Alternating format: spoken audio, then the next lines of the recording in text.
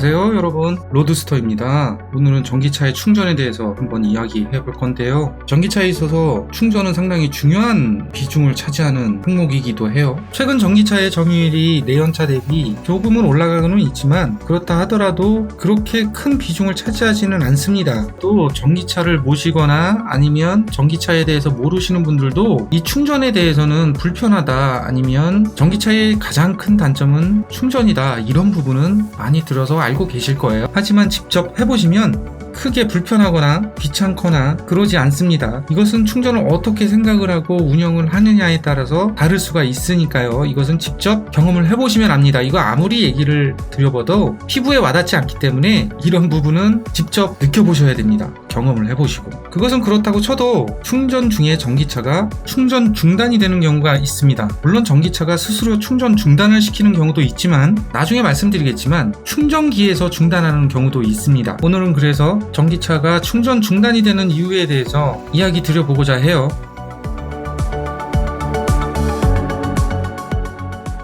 먼저 전기차의 충전 방법은 속도에 따라서 두 가지 충전 방법이 있다는 것은 알고 계실 겁니다. 전기차를 운행하다 보면 완속 충전을 할 때나 급속 충전을 할 때나 간혹 충전이 중단되는 그런 현상이 발생을 해요. 그래서 제가 활동하는 카페에서도 그것과 관련하여 문의가 상당히 많습니다. 제가 4, 5년 전부터 전기차를 운행을 하면서 충전이 중단이 되는 경우가 그렇게 많지는 않았어요. 그런데 이상하게도 이런 질문들이 많아요. 아마도 충전이 중단이 되면 굉장히 불편하기 때문에 그런 질문들이 많은 것으로 사료가 됩니다.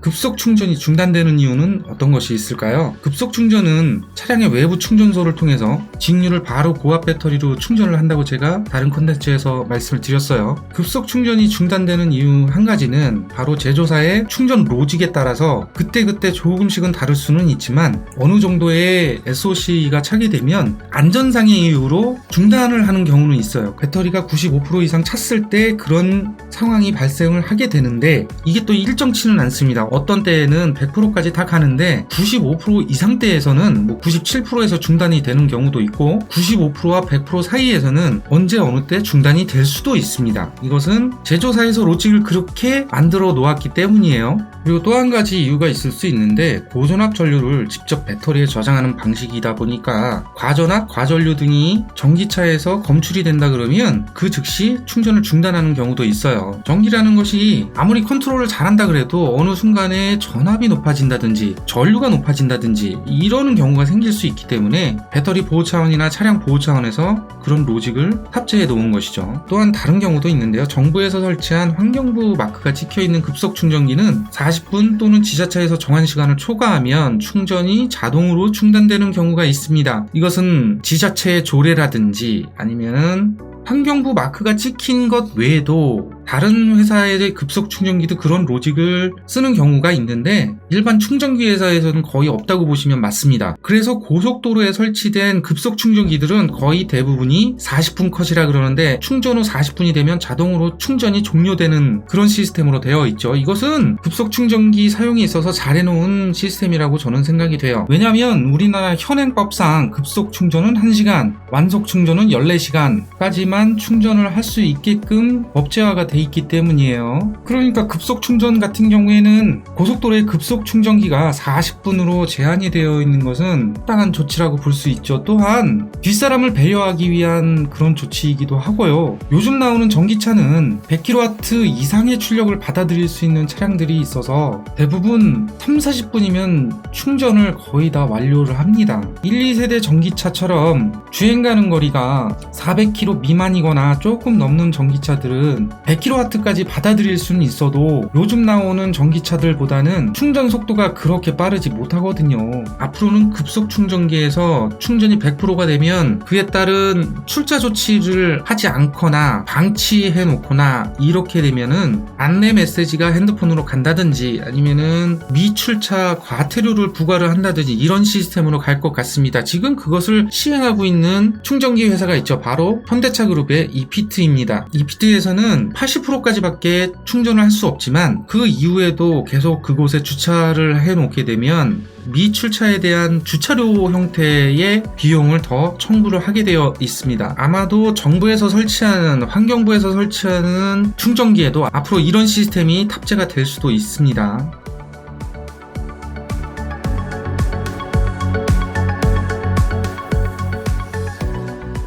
완속 충전이 중단되는 이유에 대해서 한번 알아보면요. 완속 충전은 외부 충전기 가정용 220V 또는 완속 충전기 7kW 정도의 출력을 내는 전력을 공급받아서 차량에 탑재된 OBC를 거치고 온보드 차저라 그러는데, 요즘 나오는 현대 기아차 같은 경우에는 이게 ICCU 안에 내장이 되어 있어요. 그래서 AC로 들어온 전류를 DC로 바꾼 다음에 배터리에 저장을 하는 방식이에요. 1세대 전기차 같은 경우에는 7kW 정도의 출력밖에 받아들일 수 없지만, 요즘 나오는 아이오닉 5, EV6, G802 이런 것들은 11kW 정도까지도 받아들일 수 있죠. 완속 충전이 급속 충전과 조금 다른 것은 AC를 DC로 바꿔서 저장을 한다는 거예요. 그러면 어떤 기기 하나를 거쳐서 가는 거잖아요. 앞서 말씀드렸던 OBC인데 이게 문제가 생기면 충전이 중단이 될 가능성이 있는 것이죠. 제 예를 들어보면, 저 같은 경우 아이오닉 5를 구매하고 나서 V2L이 문제가 생겨서 그것을 관장하는 ICCU라는 전기차 부품이 있습니다. 이게 망가지면서 ICCU에 들어있는 온보드 차저가 같이 망가져서 통째로 교환을 받은 적도 있어요. 그러나 나중에 알은 사실은 초기에 나온 아이오닉 5에 ICCU가 불량이 있을 수 있다 그래서 리콜을 한번 했던 적이 있거든요. 제가 그것에 해당이 됐었던 것이죠. 그래서 만약에 완속 충전이 자꾸 끊기고 제대로 안 되고 이렇게 되면 ICCU에 같이 들어있는 온보드 차저가 문제가 있을 수 있기 때문에 그것의 불량도 의심해 볼 수도 있습니다. 그리고 완속 충전 같은 경우에는 차량에서 전압과 전류를 조절할 수가 있어요. 약 3단계 정도로 충전 속도를 조절할 수가 있는데, 이 단계를 낮추어서 한번 설정을 해보시는 게 도움이 될 수도 있습니다.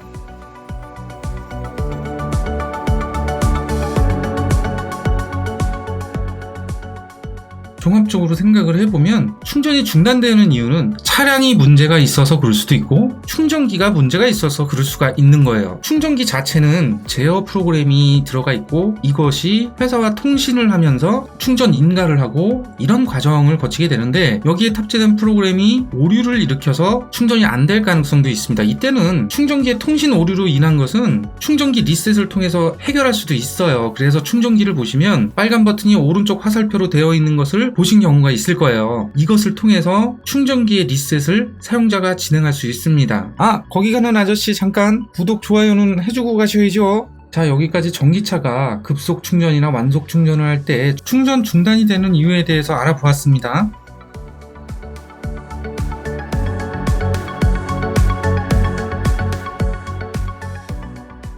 마치기 전에 전기차 소식 몇 가지 전해드릴게요. 먼저 전해드릴 소식은 이제 환경부에서 전기차 보조금이 확정이 되었기 때문에 새로 나올 풀체인지된 코나 EV의 출시 소식이 들려올 듯 합니다. 못해도 이번 달 말까지는 코나 EV에 그 전에 확인해 보셔야 되는 게 바로 친환경차 통합 누리집에 코나 EV에 대한 스펙이 올라와 있나를 확인을 해 보셔야 돼요. 아직까지는 올라오지 않았거든요. 여기에 정보가 없다는 것은 아직 인증을 받지 못했다는 거예요. 인증을 받으면 그 주일 내에 아마 가격표가 나올 가능성이 있는 것이죠. 그래서 풀체인지된 코나 EV에 대해서 관심이 있는 분들이라면 그것을 유심히 지켜보셔야 됩니다. 그리고 또 한 가지 소식은 EV9에 대한 소식인데요. EV9은 기아차에서 선보이는 대형 SUV 순수 전기차죠. 여기에 여러 가지 첨단 기능들이 들어갈 것이고, 들리는 소식에 의하면 HDP가 들어가고, HDP는 고속도로에서 완전 자율주행을 할 수 있다는 얘기인데, 제가 보았을 때는 완전 자율주행이라는 말은 쓰면 안 될 것 같고요. 핸즈오프 경고가 나오지 않는다는 정도, 그 정도 선에서 아마 기능이 나올 것 같습니다. 일정에 대해서 말씀드리고 싶은데 제가 어디에서 주워드린 정보는 있는데 이게 정확치 않은 것이라서